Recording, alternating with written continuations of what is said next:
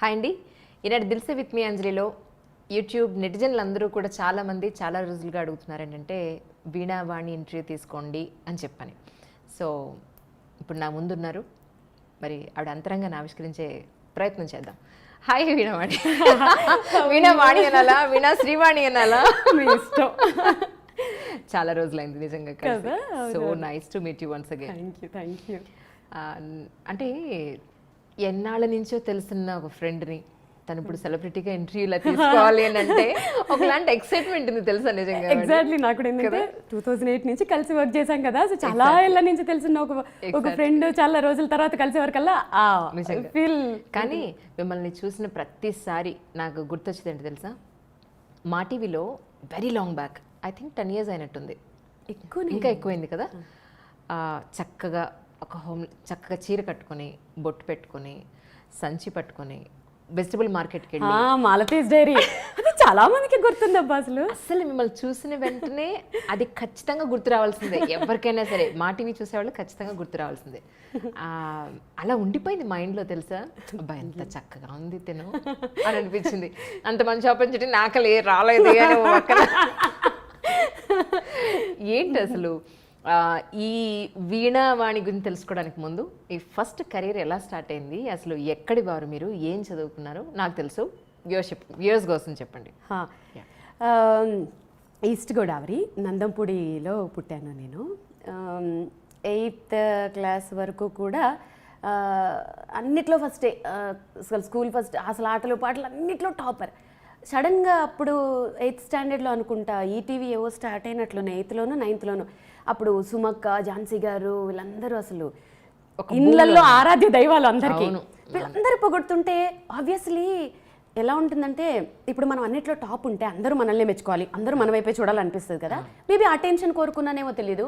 అందరూ ఇంట్లో వాళ్ళందరూ ఆవిడ ఎంత బాగా చేస్తుందో, సండేస్ అందరూ వస్తుంది, అది వస్తుంది, నేను ఎందుకు యాంకర్ అవ్వకూడదు, సో నేను యాంకర్ అవ్వాలి. ఒకటే స్లోగన్ ఉండేది అది, రాబోయే కాలానికి కాబోయే యాంకర్ని. ఇదే మాట. సో అప్పుడు మా మామయ్య ఉంటారు, రైల్వేస్లో చేస్తారు, నాగేశ్వరరావు గారు. ఆయన నన్ను, వాళ్ళకి ఆడపిల్లలు లేరు ఆయనకి, నన్ను బాగా చిన్నప్పటి నుంచి ప్యాంపరింగ్ అనమాట. ఇది యాంకరింగ్ అంటుందని చెప్పి లోకల్ సిటీ కేబుల్లో ఎండి మధు అంకుల్ ప్లస్ అక్కడ నటరాజన్ అని న్యూస్ ఇన్ఛార్జ్, సో వాళ్ళ దగ్గర తీసుకుపోయి ఎలాగైనా తెలీదు మా అమ్మాయిని యాంకర్ చేయాలి అని చెప్పి పెట్టారు. సో పాపం ఈయన మాట కాదని వాళ్ళు అక్కడ 2-3 ప్రోగ్రామ్ లోకల్ సిటీ కేబుల్లో ఏముంటాయి, అన్ని షోలు నేనే మొత్తం. స్కూల్ నుంచి వెళ్ళాలి, అక్కడ యాంకరింగ్ చేయాలి, పక్కనే మా సర్టిఫికేట్ కోర్సు అయ్యగారు సత్యప్రసాద్ గారి దగ్గర చేశాను, ఆయన ఇల్లు. సో మేకప్ ఏముంటుంది, జస్ట్ లిప్స్టికేగా తుడిచేసుకుని వెళ్ళిపోవాలి. మళ్ళీ ఆంటీ ఉండేది, తుడుచుకో మేకప్ తుడుచుకో, క్లాస్ స్టార్ట్ అయింది రా తొందరగానే. మా సార్ వాళ్ళ వైఫ్ రాజలక్ష్మి ఆంటీ, తుడుచుకో మేకప్ తుడుచుకో తొందర. క్లాస్ అటెండ్ అయ్యి అన్ని సైకిల్ మీదే.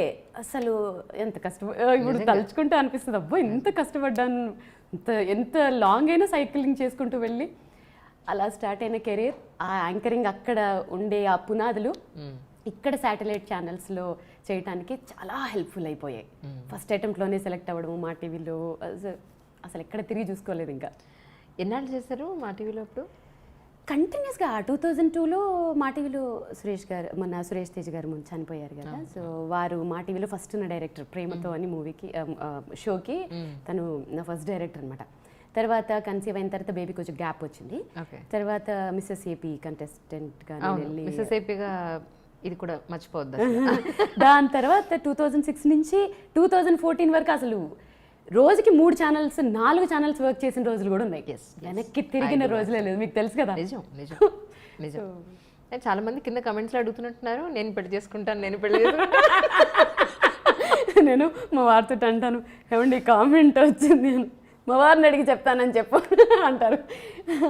సో అదంతా అభిమానం ఉంటుంది అంతే. కానీ నిజంగా చక్కగా ఈ రోజుల్లో అంత జుట్టు ఎక్కడ చూస్తున్నాం, ఎక్కడైనా కనపడుతుందా?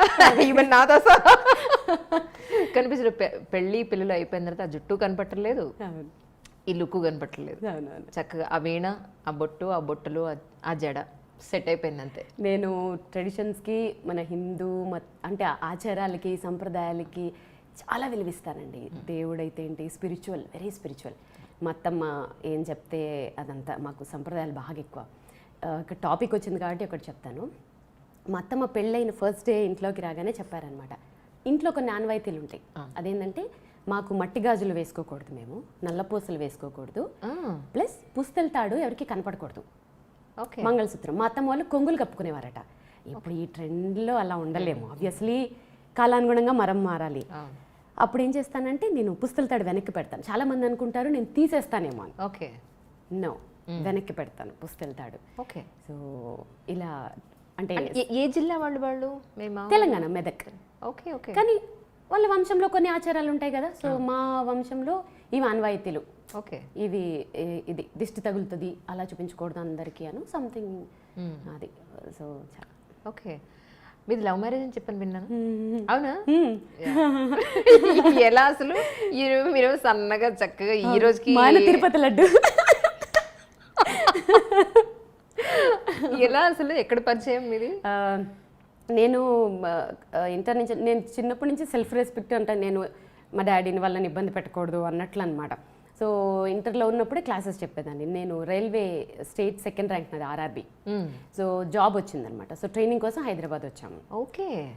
సో ట్రైనింగ్ తీసుకుంటున్నప్పుడు డాడీకి ఎక్కువ ఇబ్బంది అవ్వకూడదు అని చెప్పి క్లాసెస్ తీసుకునేదాన్ని, వీణా క్లాసెస్. సో మా హస్బెండ్ వాళ్ళ కజిన్ వాళ్ళ డాటర్ నా దగ్గర క్లాసెస్కి వచ్చేదనమాట.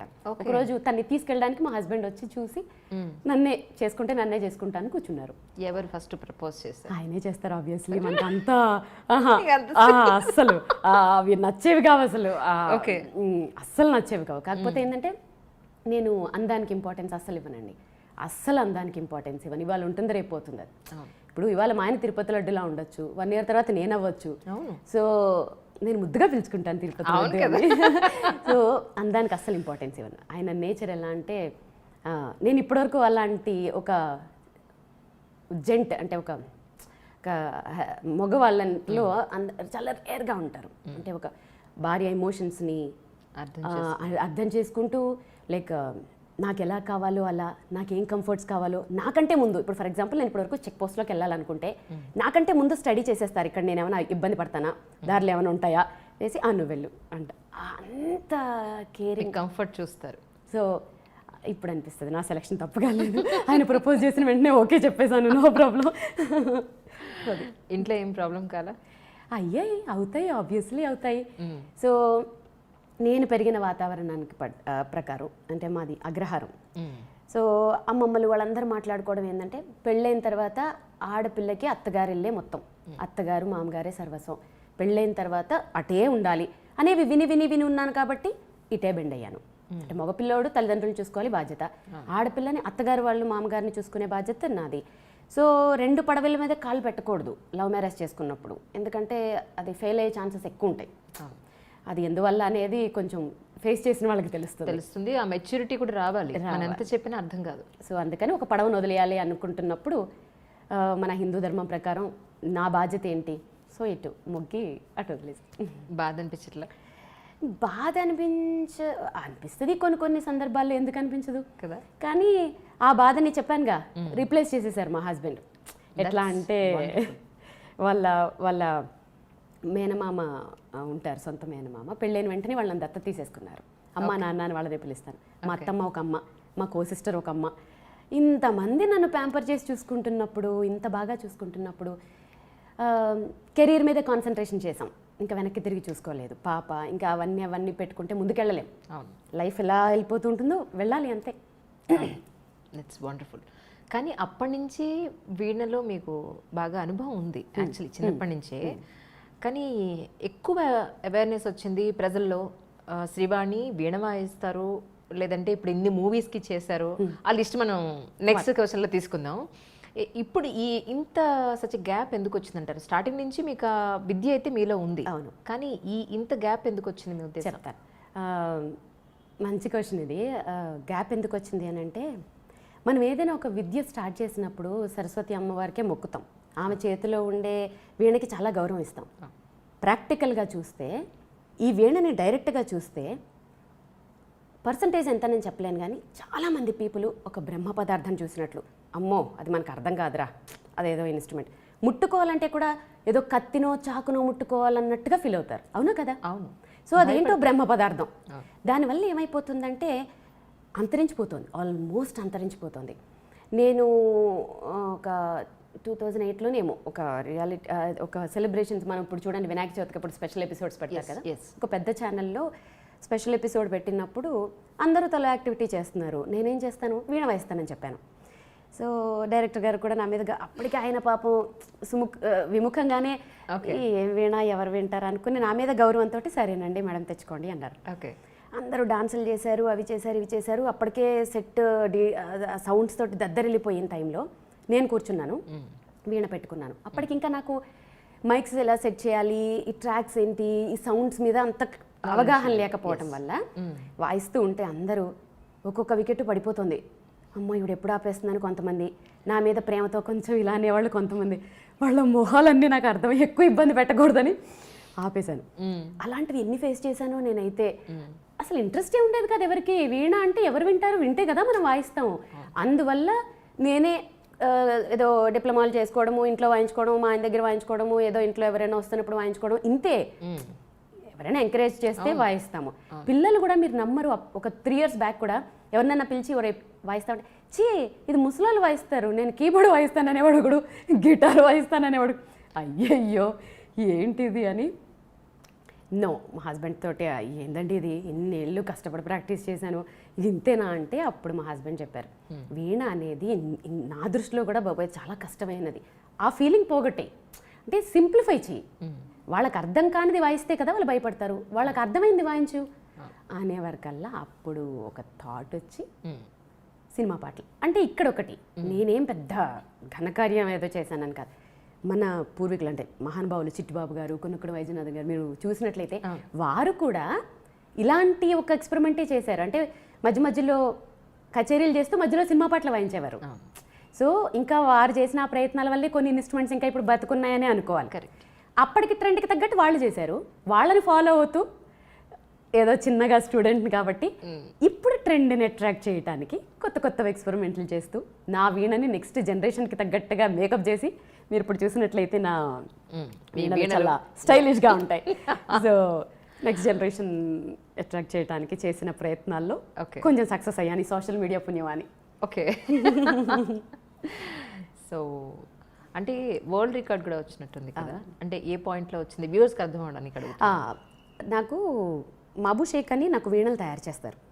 ఆయన కూడా ఎట్లా అంటే నార్మల్గా వీణలు చేసేసామా మేళాలు చేసేసామా అనే టైప్ కాదు ఆయన, ఏదో సాధించాలి, సేమ్ నాకు తగ్గడా ఆయన కూడా. ఒకసారి ఒక చిన్న వీణ చేసి తీసుకొచ్చారు, అమ్మా ఇది షోకేస్లో పెట్టేది కాదు, నేను ఇది తయారు చేశాను మీరు వాయించవచ్చు అన్నారు. కానీ మీరు నమ్మరు, ఆ చిన్న వీణ మీద వాయించడం అనేది పెద్ద గొప్ప ఇంట్లో అనుకుంటారు జనాలు. ఎంత కష్టం అంటే సర్టెన్ వరకే మీకు వేలు వెళ్తుంది, తారాస్థాయికి వేలు వెళ్ళవు, అక్కడ పట్టవు వేళ్ళు, శృతులు చేయలేము.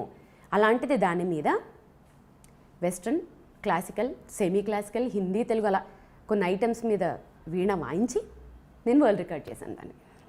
ఎన్నాళ్ళు ప్రాక్టీస్ చేశారు దాని మీద? అమ్మో దానికి బాగానే చేశాను. అంటే ఎన్నాళ్ళు అంటే టైం పీరియడ్ తక్కువే కానీ హార్స్ ఎక్కువ, గంటలు ఎక్కువ. ఈ చేతులు ఇక్కడంతా కాయలు కాచిపోయి శృతులు చేస్తుంటే ఆ ఫోటో ఒకళ్ళు గిఫ్ట్ కూడా ఇచ్చారు నాకు, ఆ వేళ్ళు ఉంటాయి ఇక్కడ అలా శృతి చేసినప్పుడు అవి తిరగక పిరడాలు చాలా కష్టమయ్యి. సో అవి చాలా దానికి కొంచెం కష్టపడ్డాను. ఒక వీడియో చూసాను మీద, నేను వేళ్ళు కూడా బాగా బ్లాక్గా అయిపోయి ఉన్న వీడియో ఒకటి చూసాను, ఇప్పుడు ఎలా ఉన్నాయి? ఇప్పుడు అలానే ఉంటాయి ఇంకా కొంచెం. Oh my God. ఆబ్వియస్లీ మీకు ఎక్కువ గంటలు ప్రాక్టీస్ చేస్తే వేళ్ళు ఇలా అవుతాయి. ఓకే, మీ వారు ఏమనలేదా ఆ విషయంలో? ఈ విషయంలో పాపం ఆయన ఎక్కువగా అయిపోతే ఆయనకి ఏంటంటే ఒక్కొక్క పాయింట్ ఆఫ్ వ్యూలో చాలా ప్రౌడ్, నన్ను చూస్తే అసలు మురిసిపోతారు. సో బాగా పెయిన్గా ఫీల్ అయినప్పుడు ఎందుకులే మమ్మీ ఇప్పుడు వద్దులే రేపు వాయించుకుందులే అంటారు. ఆయనకు లోపల బాధ ఉంటుంది, ఆయన లోపల చెప్పలేరు బయటికి, రేపు వాయిద్దులే చాలే అంటారు. కానీ పాపం నేను విననుగా, మొండి గట్టాలి కాబట్టి చెప్పడం మానేసరి ఈ మధ్య. సో మీరు చేసిన ఎక్స్పెరిమెంట్స్ అంటే ఏం చెప్తారు ఇప్పటి వరకు? ఎక్స్పెరిమెంట్స్ అనేవి నా దృష్టిలో ఎక్స్పెరిమెంట్స్ అని చెప్తాను, ఏమో మిగిలిన వాళ్ళు చేశారో లేదో అనేది నాకు తెలీదు. నేను చేశాను అనుకునేవి ఏంటంటే 2 వాయిసెస్ చేశాను. ఫస్ట్ ఫేస్బుక్లో పెట్టిన పోస్ట్ అది, అంటే 2015 వరకు నాకు వాట్సాప్ కూడా లేదు. ఓకే. అసలు ఫోన్ అనేది ఏంటంటే మా ఆయనకి ఫోన్ చేయడానికి, నెక్స్ట్ డే షూట్ వేరే ఛానల్ నుంచి డైరెక్టర్ ఫోన్ చేయడానికి, ఈ రెండింటికే వాడతారు అనేది నా పరిస్థితి కూడా అంతే. యూట్యూబ్ అంటే తెలియదని ఈ రోజు యూట్యూబ్ ఛానల్లో పనిచేస్తున్నా అనిపిస్తుంది నిజంగా, లిటరల్లీ. సో 2015లో ఇది స్టార్ట్ చేసినప్పుడు ఒక ఎగ్జాంపుల్ చెప్తాను. మా మేనల్లోడు ఉంటాడు అనమాట, వాడికి నేను యాంకర్గా బాగా గొప్ప, మా అత్తయ్య అని అంటారు, యూఎస్లో ఉంటాడు. వాడు ఒకరోజు నేను ఇదే డిస్కషన్లో ఉండి ఇదే మూడ్ ఆఫ్లో ఉండే టైంలో, అంటే దేవుడు మనుషుల్ని పంపిస్తాడంటారు కదా, అట్లా ఒక వీడియో పంపించాడు. ఆమె ఎవరిదో అసలు, అంటే లెర్నర్ ఆమె, ఏం వాయిస్తుందో కూడా నాకు అర్థం కావట్లే. అత్తాయ్ నువ్వు అసలు ఈ సాంగ్ ఎలాగైనా ఇలాగ వాయించాలి అత్తాయ్, అది చూడు అన్నాడు. ఏం పాట రా ఇదన్నా, ఏదో ఏఆర్ రెహమాన్ పాట పంపించాడు. అసలు మీరు నమ్మరు, దానికి దీనికి పోలికలు లేవు. నాకు తెలుసు నేను అంతకంటే బాగా వాయించగలను కాబట్టి, వాడికి తెలియదు నేను ఎలా వీణ వాయిస్తాను. ఎగ్జాక్ట్లీ. సో ఏంట్రా ఇది అసలు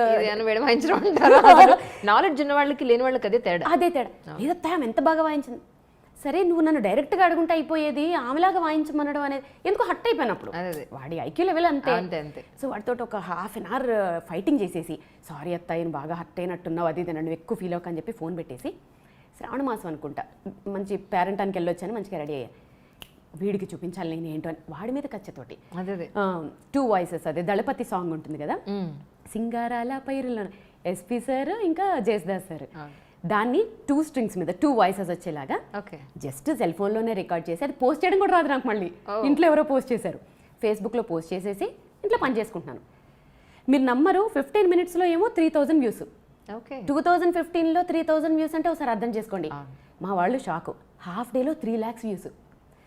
సో ఓహో ఇదేదో బాగుంది. సో అప్పుడు అనిపించింది నాకు, ఓకే అంటే మనం రీచ్ అవ్వడానికి ఇది ఒక, నా వీణని ప్రమోట్ చేయడానికి, నెక్స్ట్ జనరేషన్కి ఇవ్వడానికి ఇదేదో బాగుంది అని చెప్పి చంద్రముఖి సాంగ్ పెట్టాను. ఆ తర్వాత ఎవరో ఛాలెంజ్ చేశారు నాతో, ఏంటి మీరు ఎప్పుడు క్లాసికల్సే వాయిస్తారా వీణ మీద, మీరు ఇలాంటి ఫాస్ట్ బీట్లు తీన్మార్లు వాయించలేరా, ఎప్పుడు ఇవేనా అని. మళ్ళీ ఛాలెంజ్, ఎందుకు వాయించలేము, వాయిస్తామని చెప్పి పెద్ద పులి సాంగ్. అయ్యో అది వైరల్ అంటే వైరల్. ఒకళ్ళు అంటే ఒక 5% పీపుల్ అపోజ్ చేసినా పట్టించుకోను, ఎందుకంటే ఒక గోల్ మీద ముందుకెళ్తున్నప్పుడు ముళ్ళు ఉంటాయి, పూలు ఉంటాయి, అన్నీ ఉంటాయి. వాళ్ళు మేబీ నా ఇంటెన్షన్ వాళ్ళకి అర్థమయ్యి ఉండకపోవచ్చు ఏంటి అనేది, సో అదేం పట్టించుకోలేదు నేను. ఇప్పుడు ఏంటి పరిస్థితి అంటే, మ్యాక్సిమం నా ఇంటెన్షన్ అర్థమైన ప్రతి ఒక్కళ్ళు, సీనియర్ సిటిజన్ ఇంక్లూడింగ్, వాళ్ళే ఎక్కువ తెలుసా, ఎంత బ్లెస్ చేస్తారంటే ఏ సాంగ్ వాయించినా. నెక్స్ట్ జనరేషన్ని అట్రాక్ట్ చేయాలి అని అంటే మా హస్బెండ్ చెప్తారు, కాలంతో పాటు ముందుకెళ్ళాలి, లేదంటే వెనకబడిపోతాం. సో అలా వాళ్ళని అట్రాక్ట్ చేయాలి అని అంటే వాయించాలి, వాళ్ళ పాటలే వాయించాలి. సో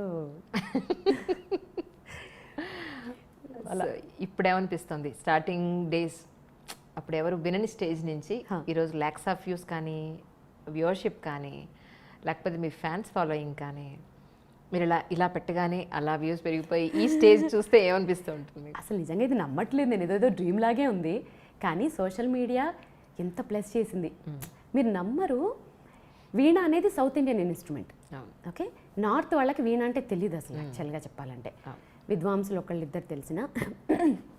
ఇప్పుడు నాకు ఎక్కువ షోస్ నార్త్లోనే ఉంటాయి. అంటే నార్త్ వాళ్ళు పిలిచి నా చేత షోస్ చేయించుకుంటారు. బెంగాలీ, పాకిస్తాన్, బంగ్లాదేశ్, ఎక్కడెక్కడి నుంచో మెసేజ్లు, ఎక్కడెక్కడి నుంచో ఫాలోవర్సు.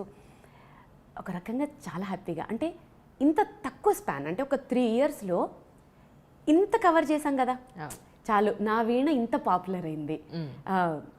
వీణ అంటే తెలుస్తోంది ఇప్పుడు అందరికీ. పాత ఇన్స్ట్రుమెంట్ లాగా ఎవరు చూడట్లేదు, ట్రెండీ అయింది. చాలామంది ఇప్పుడు మబు షేక్ అని చెప్పాను చూడండి, ఆయన 4 years బ్యాక్ పాపం తన ఫైనాన్షియల్ స్టాండర్డ్స్ చాలా తక్కువ, ఇప్పుడు ఆయన కారు కొనడానికి రెడీ అయ్యారు. చాలా అది నేను కూడా అచీవ్మెంట్ లాగా ఫీల్ అవుతాను, బికాస్ ఎంతమందో వీణలు కొనుక్కుంటున్నారు, నేర్చుకుంటున్నారు. So feeling proud. కానీ ఎంత మంచి పని చేసినా, ఎంత ఎదిగినా, మన వెనకాతల మనల్ని గుచ్చేవాళ్ళు, పొడిచేవాళ్ళు చాలామంది ఉంటూనే ఉంటారు. చాలా పెద్ద అయిపోయింది వీణావాణి లేదా శ్రీవాణి, లేదు అని అంటే తన అందంతో కొట్టుకొచ్చేస్తుంది, లేదా టాలెంట్ ఏమీ లేదు, నాకన్నా ఎక్కువ టాలెంట్, ఇలాంటివి చాలా వచ్చే ఉంటారు అనుకుంటున్నాను. మీ ఎక్స్పీరియన్స్ ఏంటి? ఇక్కడ నేనేం చెప్తానంటే, మీరు చెప్పింది కరెక్ట్, అందంగా ఉన్నారు అది ఇదని కామెంట్స్ వస్తాయి. అది ఎప్పుడు వచ్చాయంటే, యాంకరింగ్ చేసినప్పుడు రాలేదే, ఇప్పుడు ఎందుకు వస్తున్నాయి అంటే, ఫస్ట్ ఆర్ట్. నా వీణను చూసి పెద్దవాళ్ళైనా ఎవరైనా అమ్మాయి ఎంత బాగా వాయిస్తుంది, పద్ధతిగా ఉంది, నెక్స్ట్ డే ఇలాగే వస్తుంది, చక్కగా చక్కగా ఉంటుంది ఉంది కదా. డెఫినెట్గా. ఒక కొటేషన్ చెప్పనా, విద్య వల్ల అందం పెరుగుతుంది కానీ అందం వల్ల విద్య పెరగదు. ట్రూ. So exactly. ఇంతకుముందు మీరు అనుకున్నట్లుగా అనుకోవచ్చు చాలా మంది, ఒక దగ్గర కాకపోయినా ఒక దగ్గర విద్య. ఇప్పుడు అందం దాంతో ఎంత కొట్టుకొస్తాం. ఇప్పుడు నేను ఇప్పుడు అందంతో చేస్తుంటే మా హాయితే 2 సార్లు చూస్తారు, 3 సార్లు చూస్తారు, 4గోసారి ఎంతకని చూస్తారు చూడరు. టాలెంట్ లేకపోతే చూడరు కదా. విద్య ఉంటేనే చూస్తారు. అవును. నా హార్స్ టుగెదర్స్ గంటలు గంటలు పిచ్చిదాల్లా కూర్చుని సాధన చేసి దేవుడికి కూడా జాలేసి ఉంటుంది. సో మేబీ ఈరోజు బ్లెస్డ్ అంతే. స్టార్టింగ్ డేస్ నుంచి ఈరోజు వరకు చాలా మైల్స్ మీరు ఒక మాటలో చెప్పారంటే అచీవ్ చేశారు. ఏమనిపిస్తుంది లైఫ్? ఇంకా ఏం కావాలనిపిస్తాను? ఎప్పుడు అంటే ఇంకా ఏం ఏం చేయాలనిపిస్తుంది? కావాలి అనేవి ఎప్పుడు ఆలోచించనండి. ఎందుకంటే తెలియదు, లైఫ్ ఎలా పోతుందో మనకి తెలియదు కదా. ఏం ఆలోచించను. ఈరోజు ఏం చేయాలి, నెక్స్ట్ రేపు ఎలాంటి సాంగ్స్ పెట్టాలి, షోస్ దానికోసం కాన్సన్ట్రేట్ చేస్తాను. గోల్స్ అంటే ఏం పెట్టుకోను. ఒక్కటే ఒక్క గోల్, నా వీణ నెక్స్ట్ జనరేషన్కి వెళ్ళాలి. వీణ చచ్చిపోకూడదు. వీణని కాదు, మన క్లాసికల్ ఇన్స్ట్రుమెంట్స్ ఏది తీసుకున్నా సరే మన వారసత్వం కదా. మనం ఎప్పటి నుంచి వచ్చాయండి అవన్నీ. చాలా మంది సింపుల్గా వోకల్ అనేస్తారు, ఎందుకంటే కష్టం ఉండదు కదా, వినేసి పాడేసేయచ్చు. సో ఇన్స్ట్రుమెంట్స్ చచ్చిపోతున్నాయి. మ్యూజిక్ కాలేజెస్లో చూస్తే మీరు అసలు చూడలేరు. అసలు అవి తుప్పు పట్టేసి, బూజు పట్టేసి, తీగలు తగ్గిపోయి వాయించేవాళ్ళు లేక అవి చూడలేము అసలు మనం కొన్ని మ్యూజిక్ కాలేజెస్లో అయితే. సో అలాంటి స్టేజ్ ఉండకూడదు ఇన్స్ట్రుమెంట్స్కి. అవి మన మన అసెట్స్ అని తెలుసుకోవాలి జనాలు. సో నేర్చుకోవాలి. అదొక్కటే గోల్ అంతే. దానికోసమే పరిగెడుతున్నాను అంతే. నేనేదో అచీవ్ చేసేయాలి, అది చేసేయాలి ఏం లేదు. సో అందుకే ప్రిఫరెన్స్ ఉన్న దగ్గర మాత్రమే షోస్ చేస్తాను. నా వీణకి ప్రిఫరెన్స్ ఉండాలి. వీణని ఇష్టపడే వాళ్ళ దగ్గరే షోస్ చేస్తాను. అదొక్కటే గోల్ పెట్టుకున్నాను. ఎవరింట్లో అయినా నేర్చుకునే వాళ్ళైనా ఆర్టిస్టులు అయినా సరే 1 లేదా 2 వీణలు ఉంటాయి. మీ దగ్గర ఏంటంటే ఎన్ని వీణలు ఉన్నాయి?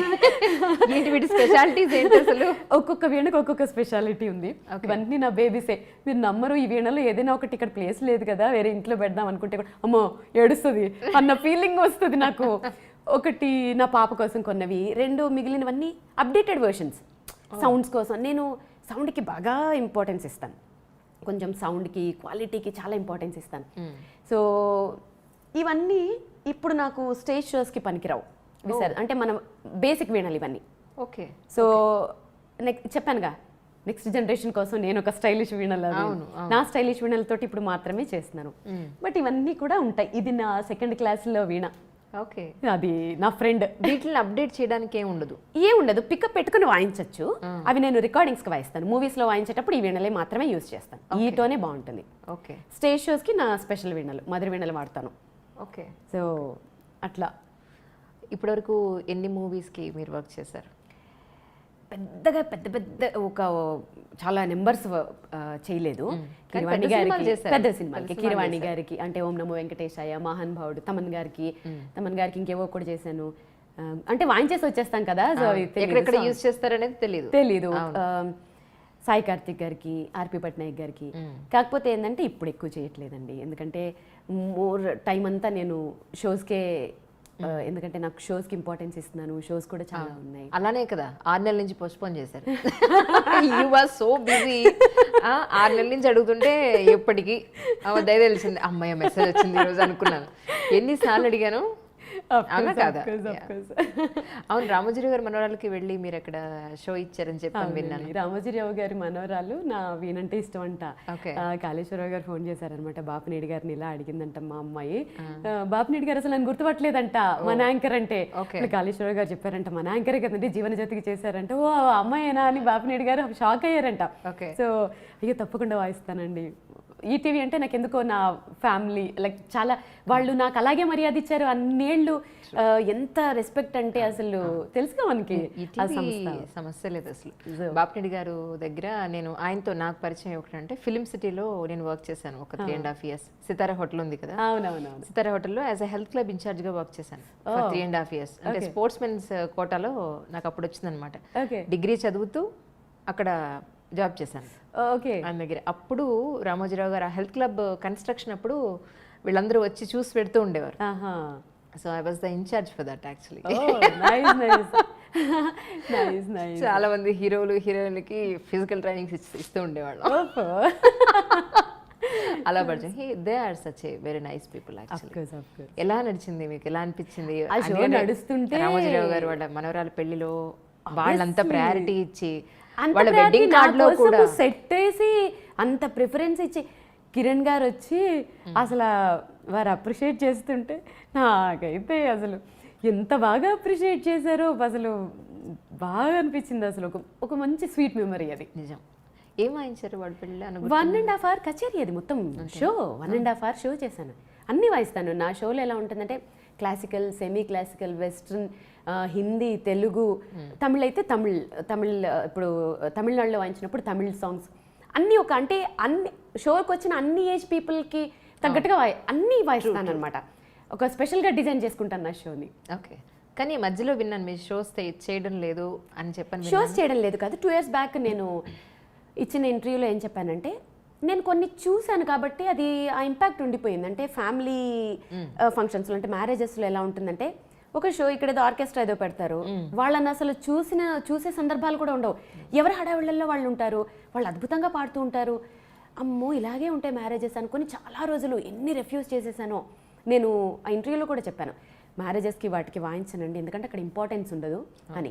మేబీ సోషల్ మీడియా పుణ్యమాని అది చూసి నన్ను అప్రోచ్ అవుతున్నారా ఏనది తెలియదు. కానీ ఇప్పుడు మీరు నమ్మరు, దాని తర్వాత అంటే 1 year బ్యాక్, 1 year కూడా కాదు ఏమో, అప్పుడు ఒక కాల్ వచ్చింది. ఒక పెద్ద ఆయన ఫోన్ చేసి, అమ్మ మా ఇంట్లో అందరూ నీ వీణంటే చచ్చేలా ఇష్టపడతాము, మేము మీ షో చూడాలి అని అంటే మేము అంటే వేరే ఒక ఇది తీసుకుని మీ ఆర్గనైజ్ చేయలేము. మీ షో చూడాలి అని అంటే మా ఫ్యామిలీలోనే మేము వాయింపించుకోవాలి. ఒకసారి రండి వాయించండి, మీకేమైనా ఇన్కన్వీనియంట్గా అనిపిస్తే నన్ను అడగండి. ఎందుకు మాటలు బాగా ఇంప్రెసివ్గా అనిపించాయి. మీరు నమ్మరు, పెళ్లి కార్డులో ఫస్ట్ పేజ్లో నాది అది నా షో అని. అది కూడా ఎలాగా ఏదో జోలపాటలాగా ఉండే వీణ కచేరీ అని సంథింగ్ ఏదో తమిళ్.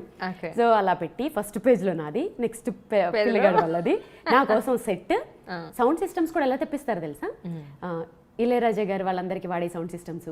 ఇంజనీర్ ఎవరు, ఏఆర్ రెహమాన్ గారి దగ్గర ట్రైనింగ్ తీసుకుని ఇంజనీర్, అంటే సౌండ్ కూడా తేడా రాకూడదని అంత ఇంపార్టెన్స్లు ఇచ్చి చుట్టూ మొత్తం ఇంకా చైర్లన్నీ నా వైపు తిరిగిపోయి ఉంటున్నాయి.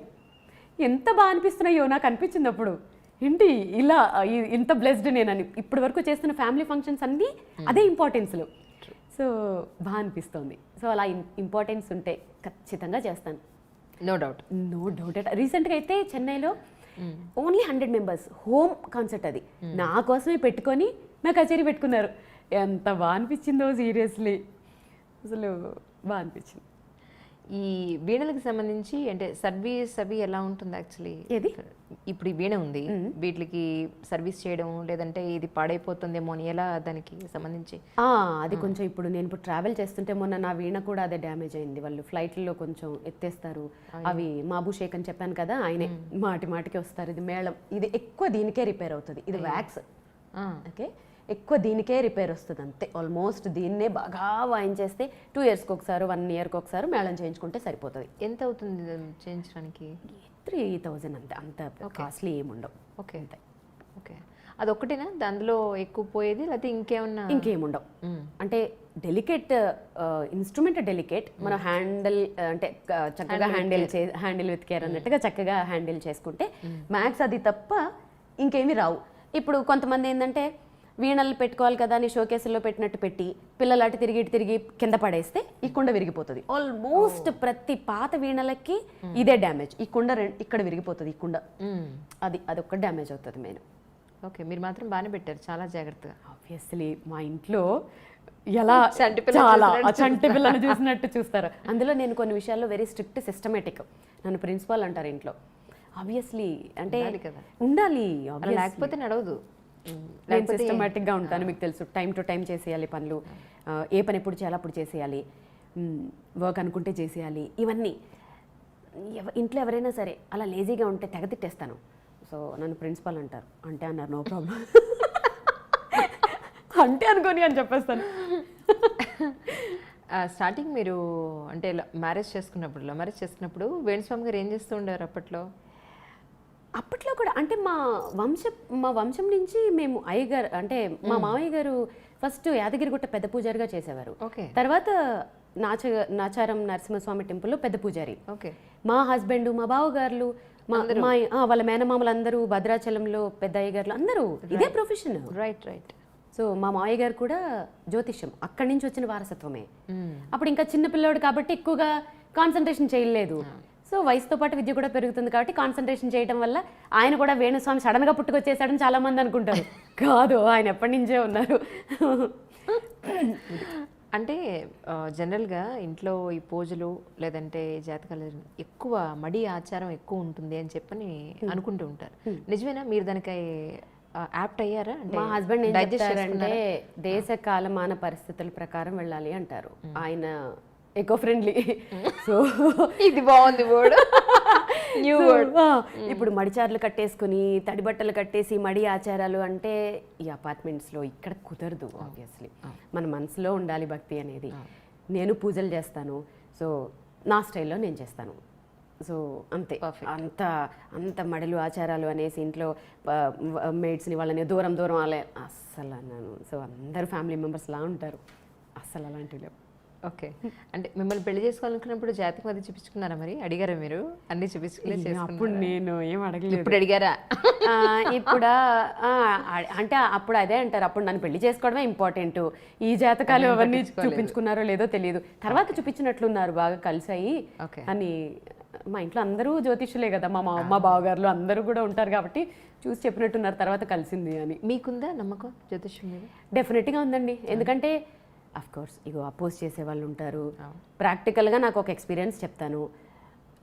ఇది కాంట్రవర్సీ చేసేవాళ్ళు చేస్తారు, నమ్మేవాళ్ళు నమ్ముతారు, నమ్మని వాళ్ళు నమ్మరు. ఎవరి నమ్మకాలు వాళ్ళవి. 2014లో సైనస్ సర్జరీ చేసుకుని నేను యాంకరింగ్ అంతా ఆపేసి అప్పుడు ఇంకా మా హస్బెండ్కి ఇంకా నాకేమన్నా అయితే అపురూపం కదా, వద్దు చాలా ఇంకా డస్ట్ వచ్చేస్తుంది వెళ్ళొద్దు అన్నారు. 1 year ఇంట్లో ఉండి ఆబ్వియస్లీ అంత వర్క్ చేసి ఇంట్లో ఖాళీగా కూర్చోవాలి అని అంటే చాలా కష్టం కదా. మాటికి ఏంటి ఇలా నేను ఇంకింతేనా, ఇంకేం చేయలేనా అంటే నువ్వు వీణనే బాగా ప్రాక్టీస్ చేయి, 2016 తర్వాత వీణ పేరు చెప్తే నువ్వు గుర్తొస్తావు అన్నారు. అప్పుడు ఎలా తిట్టానంటే ఆయన్ని, ఏమండే మీరు మీ జాతకాలు అంతమంది విద్వాంసుల్లోనంట పేరు చెప్తానంట నా పేరు గుర్తొస్తుందట అని చెప్పి చాలామంది అంటే స్టార్ మహిళ శ్రీధర్ రెడ్డి ఉంటారు, సిద్ధు నన్ను అక్క అంటారు, బావ అంటారు. సిద్ధుకు ఫోన్ చేసి, సిద్ధు మీ బావ ఇలా చెప్పారు అని అంటే, ఏమో అక్క సూపర్ స్టార్ అయిపోతావేమో, బావ చెప్పింది తిరగవద్దు, బావగారు చెప్పింది ఏమో అని. నేను టీవీలో కూడా కొంతమందికి చెప్పాను, ఇలా అంటున్నారు అని. ఎందుకంటే అప్పుడు ప్రతి ఒక్కటి షేర్ చేసుకునేదాన్ని కొంతమందితో. అయిపోయిన తర్వాత కట్ చేసి చూస్తే అప్పుడు మాట అన్నారు, జరిగితే ఏం చేస్తావన్నారు. అది చెప్పను మీకు, తర్వాత సీక్రెట్గా చెప్తానే. సో బెట్ కూడా కట్టాను. సో తీరా కట్ చేసి చూస్తే మరి ఇప్పుడు జరిగినట్టే కదా, దానికి ప్రూఫ్స్ కూడా ఉన్నాయి కదా. అందుకే వాళ్ళ పేర్లు చెప్పాను. ఎందుకంటే ట్రాష్ అనేవాళ్ళు, అవనేవాళ్ళు, ఇవనేవాళ్ళు మస్తు మంది ఎప్పుడు ఉంటూనే ఉంటారు. ప్రాక్టికల్గా నేనే ఎక్స్పీరియన్స్ కదా. సంవత్సరం ఏ రోజు సూర్యగ్రహణం వస్తుంది, ఏ రోజు చంద్రగ్రహణం వస్తుంది, ఈ సంవత్సరమే చెప్తున్నారు కదా. చెప్తున్నారు అది జరుగుతుంది కదా సైంటిఫిక్ గా. అది ఆ డేట్ ని గెస్ చేయగలిగిన మన సంప్రదాయం సైన్స్ కి సమానంగా కాదని ఎలా అనుకుంటాం? గ్రహాలు ఉన్నాయి, గ్రహాలు స్థితిగతులు మారుతున్నాయి, అది కూడా ఫస్ట్ మన వాళ్ళే, సైన్స్ చెప్పలే. అదే అంటున్నాను. సో ఏంటంటే 1-2 ఫెయిల్ అవ్వచ్చు, అది వాళ్ళ అదృష్టం అనుకోవచ్చు, ఏదైనా అనుకోవచ్చు. అందుకనే నేనైతే మన శాస్త్రాల్ని నమ్ముతాను, మన విశ్వాసాల్ని నమ్ముతాను, మన సంప్రదాయాల్ని నమ్ముతాను, మన హిందూ మతాన్ని నమ్ముతాను. నేను ప్యూర్ హిందూ. So nice. మరి మీ వారి విషయంలో వచ్చిన ఈ ఛానల్స్ కాంట్రవర్సీ కింద కామెంట్స్ చూస్తే మీకేమనిపిస్తూ ఉంటుంది? నేనేం పట్టించుకోనండి. అంతేనా? ఎందుకంటే 1 dayలో సెలబ్రిటీస్ అయిపోయిన వాళ్ళం కాదు మేము. ఎంత కష్టపడ్డాము, ఎక్కడి నుంచి లైఫ్ స్టార్ట్ చేసాము అనేది మాతో ట్రావెల్ చేసిన వాళ్ళు మీడియాలో అయితే ఏమి, సినీ ఫీల్డ్లో అయితే ఏంటి చాలామంది ఉన్నారు. ఇవాళ నిన్న కాదు, మా హస్బెండ్ బుడ్డోడుగా ఉన్నప్పటి నుంచి ఆ పద్మాలయ స్టూడియోల్లో ఉండి వాళ్ళందరికీ ముహూర్తాలు పెట్టి వాళ్ళందరికీ పూజలు చేసి అప్పటి నుంచి ఉన్నాం. ఓవర్ నైట్ స్టార్డమ్ వచ్చేసి ఓవర్ నైట్గా అయిపోయిన వాళ్ళం కాదు. ఇవాళ రేపు ఏమైపోయిందంటే కామెంట్లు అనేవి కామన్ అయిపోయాయి. సో ఆ కామెంట్లు చదువుకుంటూ ఆ డిప్రెషన్లోకి పోయి సాధించాల్సిందన్నీ ఆపేసి ఏం ఉపయోగం? మనం ఏం సాధించాలో సాధించాలి, ప్రూవ్ చేయాలి. ఫస్ట్ అందరూ తిడతారు, ప్రూవ్ అయిన తర్వాత బళ అంటారు. ట్రూ. తిట్టినప్పుడు కాముగా ఊరుకుని అది ప్రూవ్ అయ్యేదాకా వెయిట్ చేయాలి. మా హస్బెండ్ అదే చెప్తారు. పర్ఫెక్ట్ అంతే అసలు. ఒక్క 2 ఏళ్ళు 1 ఇయర్. అవును. మా హస్బెండ్ అదే అంటాను, ఆయన జాతకాలు చెప్పేటప్పుడు కామెడీగానే ఉంటుంది, జరిగినప్పుడు. అవును. సో దాన్ని మా హస్బెండ్ అనే కాదు, ఏ జ్యోతిష్కుడైనా ఒక విషయం ఉన్న జ్యోతిష్కుడు చెప్పినప్పుడు కింద తిట్టేవాళ్ళు తిడతారు, తిట్టనియండి. జరిగినప్పుడు ఒక్కళ్ళు మాట్లాడరు. మళ్ళీ పాపం వాళ్ళకేమైనా దండేసి సన్మానం చేయొచ్చు కదా, చేయరు. ఎక్కడైనా ఒకటి జరగకపోతే ఇంకా లాగడాలు. అఫ్కోర్స్ ఇది మనకి రిలేటెడ్ టాపిక్ కాదు, కానీ మన సంప్రదాయాలు కదా, ఇది మన సంస్కృతి కదా. మన సంస్కృతుల్ని మనమే తవ్వుకొని మనమే గొయ్యి తీసి కప్పెట్టేస్తే ఫారిన్ కంట్రీస్ నుంచి వచ్చి వాళ్ళు వేదాలు శాస్త్రాలు జ్యోతిష్యాలు నేర్చుకుంటుంటే మన శాస్త్రాలని మనమే తొక్కేసుకుంటున్నాం. సో ఎందుకో బాధ అనిపిస్తుంది. సరే, ఇది మనకి రిలేటెడ్ కాదు. ఎప్పుడు ప్రాక్టీస్ చేస్తుంటారు డేలో జనరల్గా? ఎప్పుడు చేయరు అని అడగండి. 24 గంటలు ఒకటి నిద్ర, 2 ప్రాక్టీసు, ఈ 2 ఉంటాయి నా లైఫ్లో ఈ మధ్య. ఇంకొకటి చేయను, పెట్టను. మీ కెరియర్లో అప్పటి నుంచి ఇప్పటి వరకు మీకు బాగా నచ్చి ఇది ఖచ్చితంగా నేను ఇంటర్వ్యూ చేస్తే ఇది ఖచ్చితంగా వాయించాలి అనుకున్నది ఒక్కటి, అది కూడా ఒక చిన్న లైన్ వాయిస్తే చాలు. డెఫినెట్గా చాలా ఉన్నాయి, సెలెక్ట్ చేసుకోవడం కష్టం, బట్ వాయిస్తాను. Hi, I'm Veena Srivani. నా ఇంటర్వ్యూ విత్ అంజలి ఐ డ్రీమ్స్లో. Don't miss to watch. For more videos subscribe to I dream.